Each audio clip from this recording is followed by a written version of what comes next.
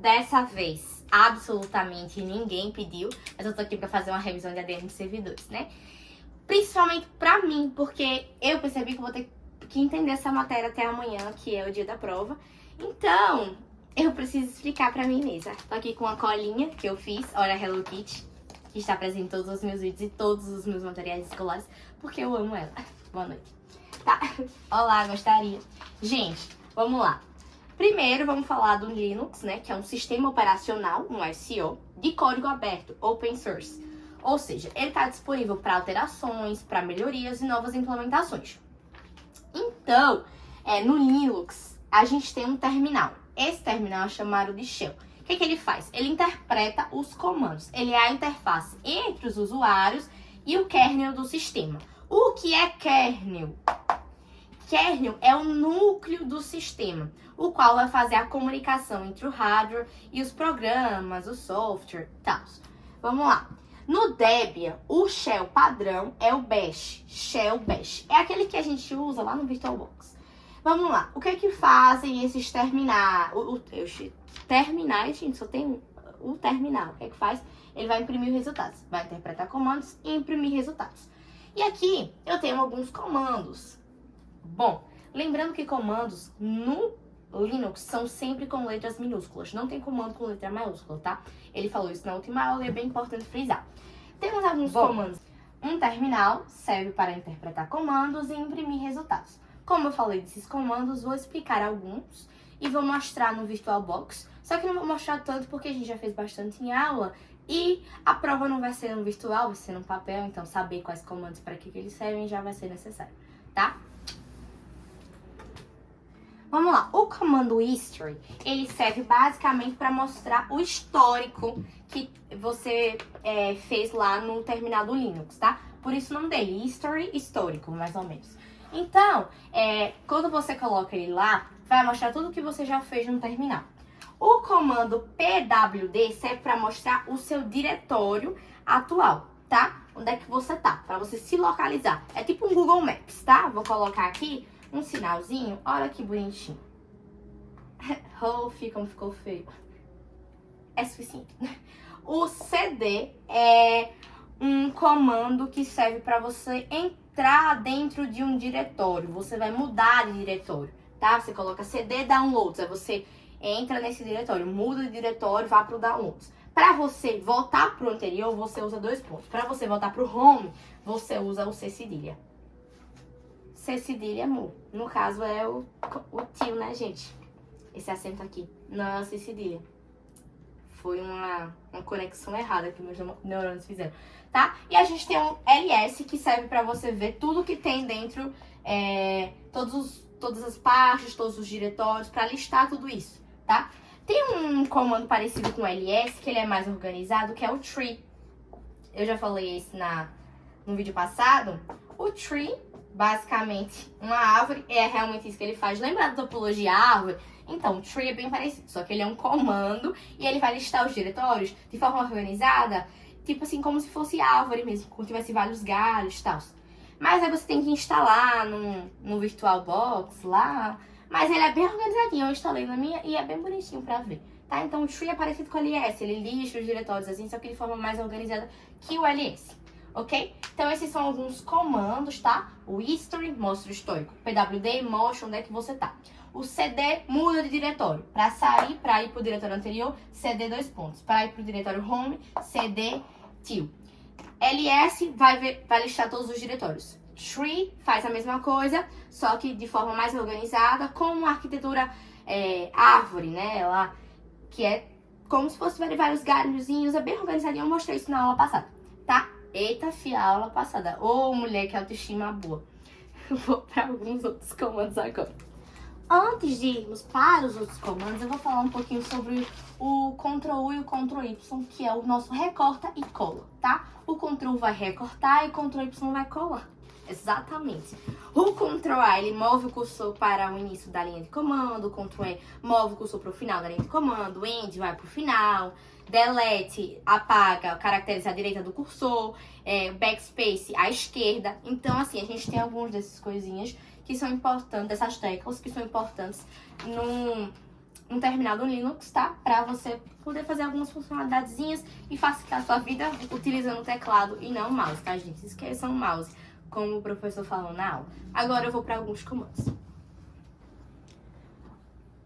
Bom, para falar sobre alguns comandos, eu vou começar explicando usuários, tá?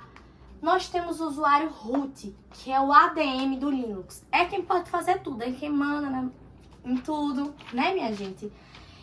O Linux é um sistema operacional de multi-usuários, ou seja, você pode ter mais de uma, como uma conta no Instagram. Como o Instagram, realmente. Você tem só uma conta? Não, você tem várias. Por exemplo, eu tenho a minha conta pessoal, tenho uma conta privada, tenho uma conta do segundo IRC. Então, tipo assim, multi-usuários, tá? Mas apenas o root, que é o usuário administrador, pode criar outros usuários, tá? Lembra do PWD que mostra onde é que você tá? O PWD, quando você tá no usuário home, mostra que você tá no home, mostra que você tá no ADM. Então, ele vai mostrar onde que você tá e vai mostrar o usuário que você tá logado. Mais ou menos isso. Bom, o sudo o sudo e o su, no caso, são comandos que a gente precisa saber quando a gente fala de usuários. O sudo, ele pode te dar permissão temporariamente para acessar o root e você vai fazer alguma tarefa específica que precisa do root. O su troca de user ou faz login como root, né? Aí você vai precisar da senha e tal. E é uma coisa mais permanente. Já o sudosu faz isso temporariamente, rapidinho para você executar uma ação, tá? Outros comandos que tem a ver com o usuário, por exemplo, o add user. Nome user. O add user é um comando para você adicionar um usuário. Aqui você vai colocar nome user. Depois, o que é que vai acontecer? Depois que você fizer isso, isso só acontece se você estiver no root, tá? Você vai fazer isso, vai colocar o nome, vai colocar a senha, que ele vai pedir uma senha. A senha é oculta no Linux, tá? Então, tipo assim, tudo que você digitar vai estar lá na senha. Obrigada, cachorro, pela ajuda. Então, assim, depois vai vir informações sobre usuários, tá? Você pode estar falando, você pode colocar lá, mas isso é opcional, tá? Então, a gente tem esse outro comando aqui, que ele falou na aula passada, não sabe se vai cobrar, mas é bom saber, né? Bom, eu vou falar sobre outros comandos que tem a ver com usuários, que são o who am I, exatamente isso, vai dizer quem é que você é, literalmente, lá vai dizer o seu usuário e tal. Tem o who. E se você quiser ver todos os usuários que existem na sua máquina virtual, é só você colocar isso aqui, ó. Cat / etc / pass wd, tá? Eu vou falar também sobre o comando cat separadamente, que ele serve para verificar e tal. Eu já falo sobre ele. Então é isso que eu tenho para falar sobre usuários, tá? Comando sudo, su, o su, tá? Temporário, permanente, multi-usuários no Linux, apenas o root pode criar usuários, com add user, lembrando que o root é o usuário ADM. Então é isso. Aqui tem alguns comandos que eu vou falar. Comando nano, ele é basicamente um editor de arquivos, tá? Então você coloca o nano e o endereço de um arquivo, por exemplo, o nome do meu arquivo é gabs.txt. Ele vai entrar e você vai poder editar. Para salvar, você vai colocar Ctrl mais O. Para sair, Ctrl mais X, tá? Então, o nano é um editor de texto.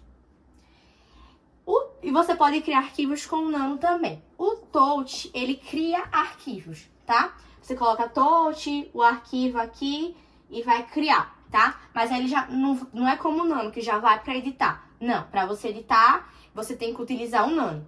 O eixo, você já cria um arquivo e já escreve nele. É direto, quando você tá com pressa. Quero agora.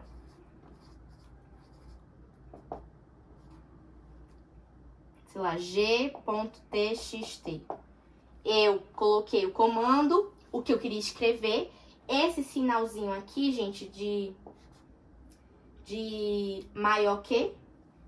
Maior que, né? Ou menor que. Não importa, é o sinal aqui, gente. Se não for um, é outro. Ops.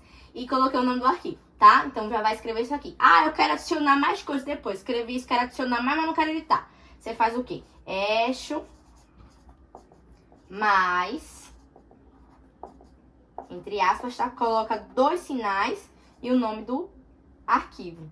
Certinho, viu? Não pode errar o nome do arquivo, não. E já adiciona mais coisas. Como é que eu crio uma pasta? Eu sei como é que crio o arquivo, mas não sei como é que crio pasta. Com MyCadir, tá? Eu falo MyCadir, mas não é MyCadir, é MCadir, né? MCadir, no caso. E esse I aqui veio parar da onde? MCadir. É assim que é o nome do comando que cria pastas, tá? MCadir. MCadir é o nome do comando que cria pastas, tá? Você vai criar diretórios com este comando aqui. O RM você vai remover arquivos. O RM, tracinho R, você vai remover pastas. Então, isso aqui remove pastas, isso aqui remove arquivos. O RM, no caso RM, deixa eu escrever corretamente, né? O comando RM Cadir, o que ele faz? Ele remove diretórios, ou seja, pastas que já estão vazias, tá? O RM, tracinho R, ele vai remover a pasta, não importa o que ela esteja dentro. Tem um documento da minha faculdade, não tô nem aí, vai apagar tudo junto, viu? O MV, ele vai mover arquivos ou renomeá-los, tá bom? E o CP vai copiar esses arquivos. Então, esses são alguns comandos importantes. Agora eu vou falar sobre tipos de virtualização. E o que é uma virtualização? Suas vantagens e desvantagens, ok? Gente, uma virtualização, como o próprio nome sugere, é algo virtual. O que ela vai fazer? Ela vai dividir um computador físico, um hardware, em vários computadores virtuais independentes entre si. Ou seja, esses computadores virtuais, virtuais, tem seu próprio SO, sistema operacional, e seus próprios apps, né? Ele é uma VMS, ou seja, uma máquina virtual. Então, dentro de um computador físico, você pode criar diversas máquinas virtuais. Isso tem várias vantagens, como otimização de recursos, faça mais com menos, flexibilidade, descentralização de recursos também. Então, eu vou falar mais sobre as vantagens, mas essa é a definição, o conceito de virtualização. Dividir um computador físico em várias máquinas virtuais. Vamos fazer um desenho para explicar melhor isso. Tem uma CPU, tem tudo, tá? Dentro dele, eu vou criar vários outros computadores. Esses computadores são independentes, têm sua própria memória, tudo isso retirado do computador físico, tá? Esses computadores que estão aqui dentro são computadores virtuais, são ambientes virtuais, são outros computadores dentro de um único computador físico. Isso aqui é o hardware. E esses computadores aqui precisam ter o mesmo sistema operacional do computador físico? Não, cada uma é uma coisa. Podem ter ou não o mesmo sistema operacional. Vamos colori-los aqui. São diversos computadores virtuais que utilizam a memória desse computador físico, todas as suas funcionalidades, mas eles são independentes dentro desse computador físico que é o hardware. Temos esses computadores virtuais. Então é isso que é uma virtualização. Agora eu vou falar das suas vantagens, desvantagens e dos seus tipos, porque não temos um único tipo de virtualização, uma única forma. Temos duas. Eu vou falar duas, eu não sei se tem mais, mas essas são as duas que vão cair na prova. Essas são algumas vantagens da virtualização. A otimização de recursos, a plena utilização do hardware, ou seja, dos recursos físicos. Do more with less. Faça mais com menos. Você tem apenas um recurso físico, mas dentro dele você tem várias máquinas virtuais. Então, você fazer mais com menos. Flexibilidade, ter diferentes sistemas operacionais em um único hardware. A economia de energia, de espaço, de dinheiro, tá? Tolerância de falhas, ainda a gente tem diversas vantagens. Mas nem tudo são flores. Então, eu vou mostrar também as desvantagens da virtualização das máquinas virtuais. Tem uma colinha pra me ajudar, mas vamos lá. Desvantagens. O desempenho, porque com várias máquinas virtuais compartilhando o mesmo hardware, o desempenho pode ficar lento, a latência pode ficar ruim, sabe? Sabe como é que começa a travar? Então, o desempenho pode ficar ruim. Custo inicial, vou falar os tipos das virtualizações e vocês vão ver por que um custo inicial pode ser maior, tá? Por exemplo, no primeiro tipo de virtualização. A segurança, por exemplo, se um hipervisor ou o host for comprometido, todas as VMs podem ser afetadas. A dependência do hardware, porque alguns recursos avançados, como placa de vídeo, de alto desempenho, não funcionam em máquinas virtuais, tá? Ou precisam de configurações especiais. Então, assim, essas são algumas desvantagens. Não vejo muitas, né? Mas aqui na prova peça lá, desvantagem. Aí a gente já sabe algumas pra enrolar. Falar. Bom, nós temos esses dois tipos de virtualização. O Bare Metal e o Hosted Hypervisor. Bare Metal ou Hosted? Pronto, galera. Tipo 1, tipo 2. O Bare Metal é instalado diretamente num hardware. Ou seja, não tem nada intermediário ali para fazer essa instalação. Não, ele é instalado diretamente no dispositivo físico ou no servidor, sem a necessidade de um sistema operacional pré-existente, tá? Vai atualizar de forma especializada, de forma leve.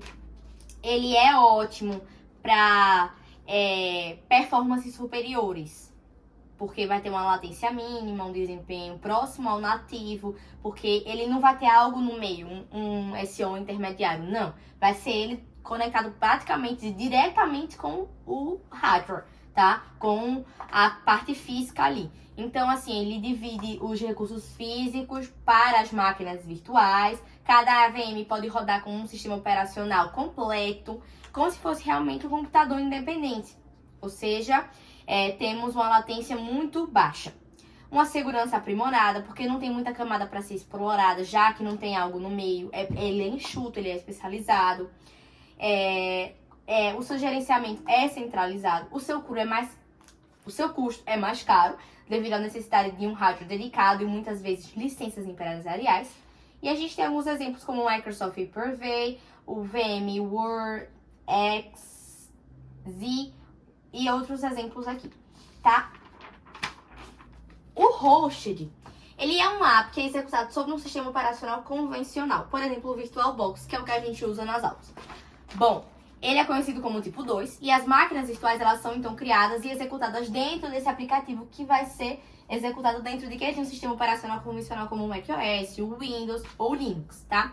A gente tem aqui uma facilidade de uso, é bom pra quem tá aprendendo, é bom pra gente que tá aprendendo, tá? É ótimo para o uso pessoal. O custo geralmente é mais baixo, é gratuito, tá? A performance é limitada porque tem uma camada extra de sobrecarga, já que tem um OS do host, do hardware físico, né? Então pode resultar um menor desempenho, uma maior latência em comparação ao Bare Metal, tá? Tem uma menor segurança, já que tem mais camadas para explorar. Então, um exemplo é o Oracle VirtualBox, tá? Que é o que a gente usa, roda esse aqui roda direto no hardware. Esse aqui vai rodar dentro de um programa que está instalado no sistema operacional, tá? Ele é mais simples, mas ele é menos eficiente. Ele é mais rápido e ele é mais eficiente, ok? O uso do VirtualBox. O uso do VirtualBox, ele é um virtualizador. O uso do VirtualBox, ele é um virtualizador do tipo hosted, tá? Ele pode ser instalado no Windows, no Linux, no Mac e Caralho, puta que pariu. Cansei. Bom, então é isso, gente. Os dois tipos de virtualização aqui, que resumindo, diretamente no hardware é mais eficiente, é mais rápido, mais seguro, é mais caro. Esse aqui, hosted, tem um app executando, você vai executar a máquina virtual dentro desse app, dentro desse programa, que já está instalada no sistema operacional convencional, não tem contato direto com a parte física, é mais lento, é melhor para uso pessoal, para aprendizado, e um exemplo é o VirtualBox, que é o que a gente usa nas aulas. Então é isso, gente. Até o próximo vídeo. Tchau!